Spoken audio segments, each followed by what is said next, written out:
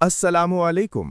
क्या आप जानते हैं कि अल्लाह के रसूल सल्लल्लाहु अलैहि वसल्लम की अज़मत ऐसी थी कि बेजान पत्थर भी आप सल्लल्लाहु अलैहि वसल्लम के हाथ में आकर बोल उठते थे? आज हम आपको एक ईमान अफरोज़ मोजज़ा सुनाएंगे। वाक़या एक मर्तबा नबी करीम सल्लल्लाहु अलैहि वसल्लम अपने जलीलुल क़द्र सहाबा हज़रत अबू बकर सिद्दीक़, हज़रत उमर फ़ारूक और हज़रत उस्मान गनी रदियल्लाहु अन्हु के साथ बैठे थे। आप सल्लल्लाहु अलैहि वसल्लम ने ज़मीन से 7 कंकरियां उठाईं और उन्हें अपनी मुट्ठी में लिया। जैसे ही वो कंकरियां आप सल्लल्लाहु अलैहि वसल्लम के मुबारक हाथों में आईं, उनमें से तस्बीह की आवाज़ आने लगी, जैसे शहद की मक्खियां भिन-भिनाती हैं। फिर आप सल्लल्लाहु अलैहि वसल्लम ने वो कंकरियां हज़रत अबू बकर के हाथ में दीं। वहां भी वो तस्बीह पढ़ने लगीं।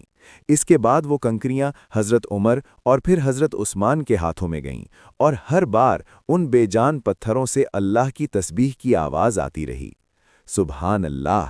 ये अल्लाह की कुदरत और नबी पाक सल्लल्लाहु अलैहि वसल्लम की सच्चाई की बड़ी निशानी थी।